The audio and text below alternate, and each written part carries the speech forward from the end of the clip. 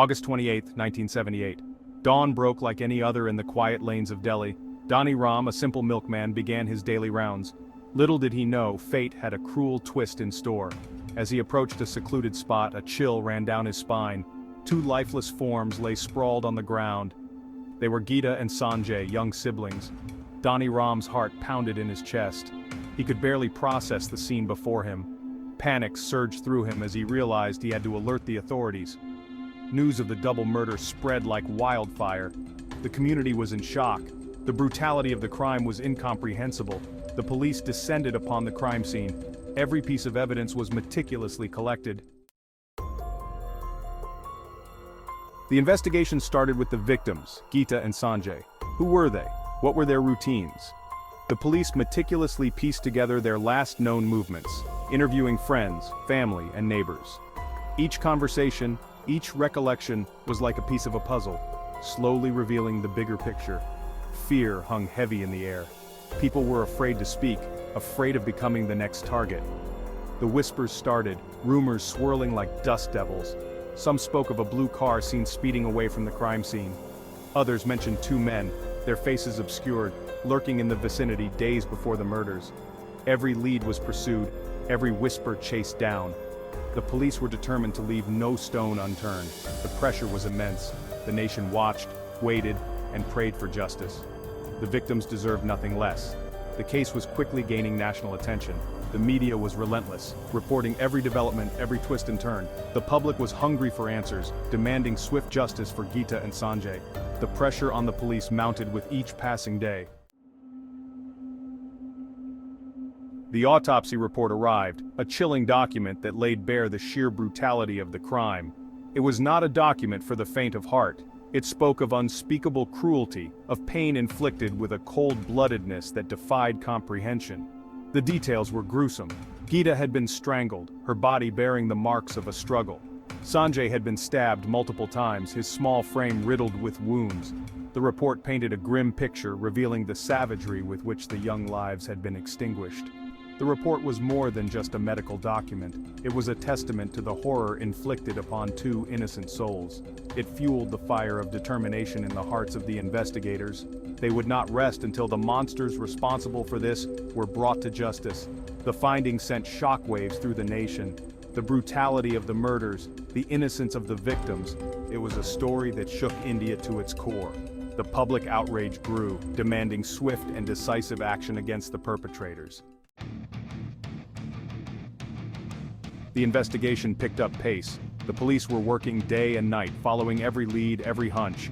They were like bloodhounds on the scent, determined to bring the perpetrators to justice.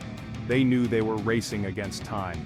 A breakthrough came from an unexpected source. A witness came forward, claiming to have seen a blue car speeding away from the crime scene.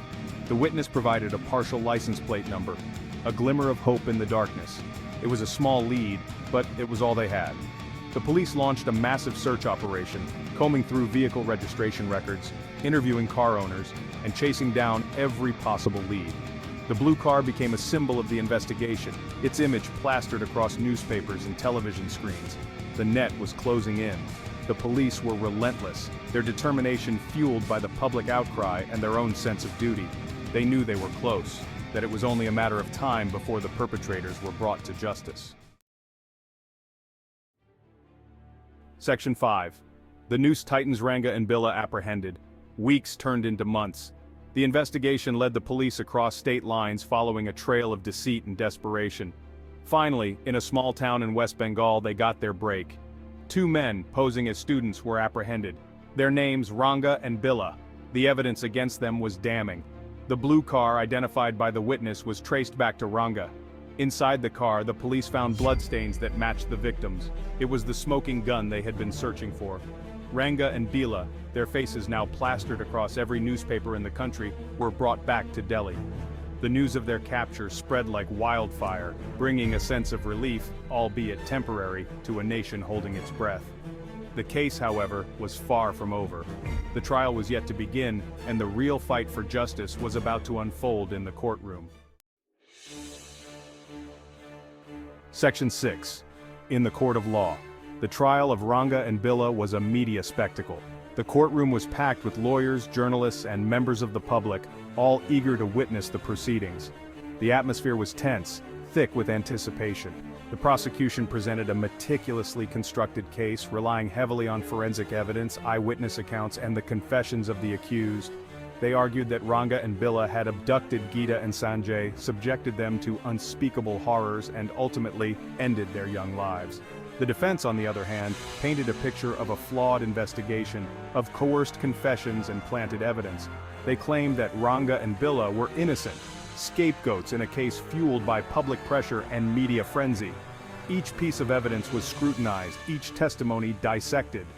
The courtroom became a battleground of facts and interpretations, of accusations and denials. The fate of Ranga and Billa, and the hope for justice for Geeta and Sanjay, hung precariously in the balance. Section 7. The Price of Justice. After months of grueling hearings and intense deliberations, the jury reached a verdict. Ranga and Billa were found guilty of abduction, rape, and murder. The courtroom erupted, a wave of emotion washing over everyone present. For the families of Geeta and Sanjay, it was a bittersweet victory. Justice had been served, but it could not bring back their loved ones. Their pain was palpable, their grief a constant companion. The verdict brought a sense of closure, but the scars of that fateful August day would forever remain. The judge, in his sentencing, called the crimes diabolical and unforgivable.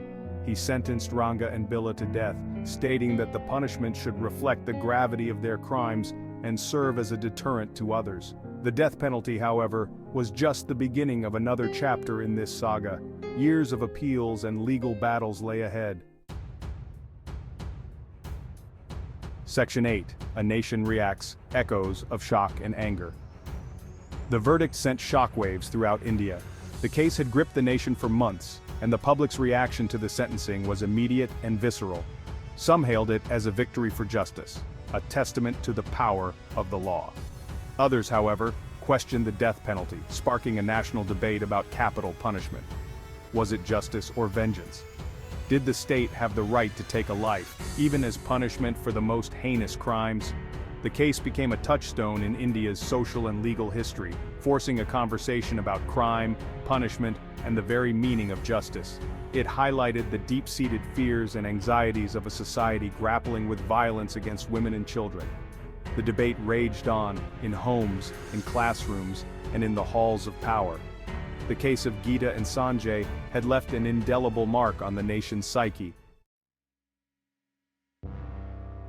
Section 9. The wheels of justice grind on, appeals and delays. The legal battle, however, was far from over. Ranga and Billa's lawyers filed a series of appeals challenging the verdict and the death sentence. The case dragged on, moving from one court to another, each appeal delaying the inevitable. Years passed. The families of the victims waited, their hopes for closure repeatedly dashed against the wall of legal procedures. The case became a symbol of the slow and often frustrating nature of the Indian judicial system. The delays fueled public frustration. Many questioned the efficacy of a system that allowed convicted criminals to seemingly escape justice on technicalities. The case became a lightning rod for criticism of the Indian legal system, highlighting the need for reform and expedited justice. Through it all, the families of Geeta and Sanjay remained steadfast in their pursuit of justice, their resolve unbroken despite the years of agonizing wait. Section 10. Finality. The Supreme Court's verdict.